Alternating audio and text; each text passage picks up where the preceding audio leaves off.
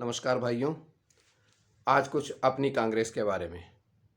1885 से 2021 तक लगभग 136 साल हो चुके हैं।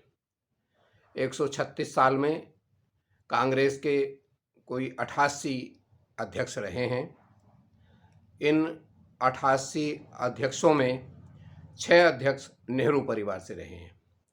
मोतीलाल नेहरू जी जो 2 साल अध्यक्ष रहे, पंडित जवाहरलाल नेहरू जो 9 साल अध्यक्ष रहे, इंदिरा गांधी जी 7 साल अध्यक्ष रहीं, राजीव गांधी 6 साल अध्यक्ष रहे। उसके बाद सोनिया गांधी जी लगभग 20 साल से अध्यक्ष हैं और राहुल गांधी जो लगभग 19 महीने अध्यक्ष रहे। 88 अध्यक्षों में से 6 अध्यक्ष नेहरू परिवार से रहे। इनका कार्यकाल अध्यक्ष के रूप में 45.5 साल है। इसका अर्थ है 136 साल में लगभग 45-46 साल नेहरू परिवार कांग्रेस का अध्यक्ष रहा। कांग्रेस पर विरोधी और ऐसे विरोधी कि जिनकी पार्टियों के अध्यक्षों में कोई भी ना तो वर्गीय प्रतिनिधित्व रहा है, ना ही कोई क्षेत्रीय प्रतिनिधित्व रहा है और ना ही कोई सामूहिक जातीय प्रतिनिधित्व रहा है। एक वर्ग विशेष, जाति विशेष और वर्ण विशेष की पार्टियों को ही इन अन्य राजनीतिक पार्टियों ने अध्यक्ष बनाया है। अब कांग्रेस के विषय में देखिए। कांग्रेस में लगभग 7 मुसलमान 12 वर्ष तक अध्यक्ष रहे, जिसमें 5 साल 6 साल के करीब मौलाना अब्दुल कलाम आज़ाद अध्यक्ष रहे। 10 वर्ष तक कायस्थों ने कांग्रेस की अध्यक्षता की। 12 वर्षों तक दलित SC/ST ने कांग्रेस के अध्यक्ष पद को सुशोभित किया। इसमें बाबू जगजीवन राम जी, सीताराम केसरी जी और BN धेवर, जिन्होंने लगातार 5 साल कांग्रेस के अध्यक्ष पद को सुशोभित किया। 55 से 59, 54-55 से 59 तक। इसके अलावा एक बार लिंगायत समुदाय का कांग्रेस का अध्यक्ष रहा। 4 बार पारसी समुदाय के लोग अध्यक्ष रहे। इसके अलावा 7 बार विदेशी, जिन्हें अंग्रेज और इनमें एक आध आयरिश भी थे, अर्थात लगभग 7 बार अंग्रेज इसके अध्यक्ष रहे। और 3 बार कांग्रेस के अध्यक्षों पद को राजपूत समुदाय ने रिप्रेजेंट किया। 3 बणिक वर्ग से 3 अध्यक्ष हुए, जिनमें से एक गांधी जी का नाम भी मैं सम्मिलित करने के लिए विवश हूँ, हालांकि वो किसी भी जाति और संप्रदाय और धर्म से ऊपर थे। इसके अलावा आप पटेल जाट समुदाय से, जो पटेल भी उन्हीं कृषक समुदाय से आते हैं, उसमें सरदार पटेल एक बार कांग्रेस के अध्यक्ष रहे। अर्थात ऐसा दक्षिण से, उत्तर से, पश्चिम से, पूर्व से ऐसा कोई भाग नहीं रहा जिस क्षेत्र से कांग्रेस के अध्यक्ष ना बने हों। कोई भारत में ऐसा संप्रदाय या धर्म नहीं रहा जिससे कांग्रेस में अध्यक्ष ना बने हों।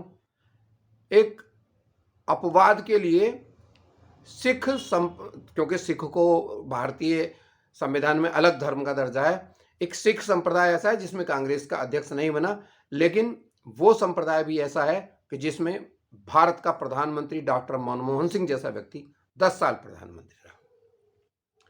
इसके बाद आप देखिए कुछ विशेष पॉइंट जो नेहरू परिवार पर ये आरोप लगाया जाता है कि सदा से कांग्रेस पर कब्जा किए रहे। उन पॉइंट्स ऑफ टाइम को देखिए जब नेहरू परिवार के लोग इसमें अध्यक्ष रहे। 1919 और 1928 मोतीलाल नेहरू कांग्रेस के अध्यक्ष रहे। 1919 में खिलाफत आंदोलन का समय था और 1928-29 ये वो समय है जब दांडी मार्च हुआ।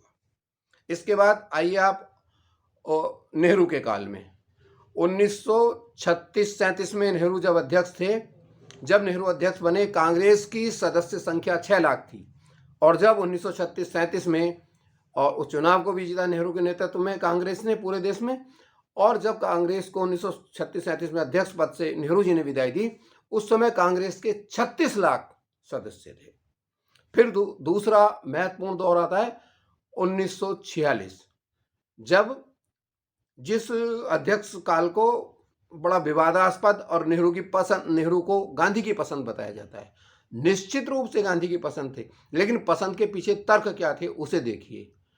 वह देश जिसके लिए अलग अलग धर्म और संप्रदायों के लोग अपने अपने लिए देश मांग रहे थे, उस समय गांधी और नेहरू और कांग्रेस भारत को एक रखने के लिए, एक भारत का रखने के लिए संघर्ष कर रहे थे। वो 1946 के डायरेक्ट एक्शन का समय और 1947 तक जो लगातार हिंदूवादी ताकतें, महासभा, आरएसएस भारत को हिंदू राष्ट्र और मुस्लिम राष्ट्र में विभक्त करने पर अड़े थे और दोष कांग्रेस, गांधी और नेहरू पर डालते थे, उस समय भी कांग्रेस के अध्यक्ष नेहरू थे। क्या कोई बता सकता है कि जो हिंदुओं के वीर सावरकर, महासभा के वीर सावरकर थे, आरएसएस के बड़े जो हिंदू राष्ट्र के प्रतिपादक बनते थे, 1946 के डायरेक्ट एक्शन के समय में क्या कर रहे थे भारत में? उन्होंने देश के किस प्रांत में, किस हिंसाग्रस्त क्षेत्र का दौरा किया? कहां उन्होंने कोई शांति स्थापित करने का काम किया है? कोई जगह? जिस गांधी की इस दक्षिणपंथी, ध्रुव दक्षिणपंथी विचार ने हत्या कर दी, वह गांधी हिंदू मुस्लिम संप्रदाय हिंसा को शांत करने के लिए अपने जीवन की परवाह किए बिना नोआखाली के दंगों में, दंगाग्रस्त क्षेत्रों में घूम रहा था, हिंसक भीड़ में घुस जाता था। वो थी कांग्रेस। ये किया है कांग्रेस ने। नेहरू की तो बात ही छोड़ दीजिए। नेहरू से तुलना करने लायक भारत में अन्य दलों में नहीं, कांग्रेस में भी कोई ऐसा व्यक्ति जो अपने आप को नेहरू के समकक्ष रखने की कल्पना भी करता हो, निरर्थक है। नेहरू ने शून्य से नहीं, भारत को माइनस से शुरू किया था और वहां ले जाकर खड़ा कर दिया जहां का उसके बनाए हुए भारत को बेच बेचकर वर्तमान प्रधानमंत्री और वर्तमान भाजपा सरकार अपना काम चलाने की कोशिश कर रही है। एक बात मैं और कहना चाहूंगा, अब सबसे बड़ा संकट का काल, पुराने संकट के कालों में कांग्रेस के अध्यक्षों ने देश को उबारा, लेकिन अब सबसे बड़ा संकट का काल है।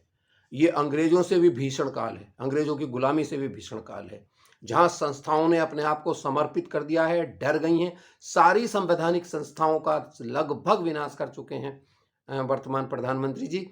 और अब इस समय में जो राहुल गांधी संघर्ष कर रहे हैं, लोग सोच रहे हैं वो कांग्रेस के लिए संघर्ष कर रहे हैं, वो अपने लिए संघर्ष कर रहे हैं। अरे go to hell with personal संघर्ष। देश को बचाने का संघर्ष है ये। अगर मध्यम मार्गी विचार के लोग, जो सब लोगों को साथ लेकर चलने वाले लोग हैं, उनका भारत में अगर शासन स्थापित नहीं होगा ना, तो भारत जिस तरह से भारत की सारी संवैधानिक संस्थाओं को छिन्न भिन्न किया है, शेष भारत भी छिन्न भिन्न हो जाएगा। इसलिए उठो और नेहरू परिवार और गांधी परिवार और राहुल गांधी का समर्थन मत करो। राहुल गांधी का समर्थन करने का मतलब है भारत के सब वर्णों का समर्थन करना, सब वर्गों का समर्थन करना, गरीबों का समर्थन करना, किसानों का समर्थन करना।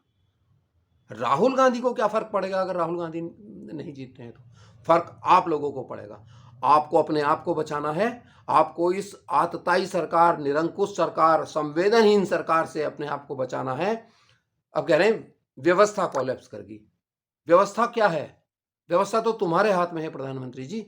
इसलिए प्रधानमंत्री और सरकार की बात छोड़ो, अपने आप को बचाना है तो ऐसे वर्ण और वर्ग की राजनीति का चयन करो। अब तो देख लिया ना, 7 साल हो गए। ऐसों का चयन करो जो सबको साथ लेकर चलते हैं। समग्र भारत, समग्र समाज, समग्र संप्रदाय, समग्र धर्म, जो सबको साथ लेकर चलता हो। और ऐसा नेतृत्व है राहुल गांधी और कांग्रेस।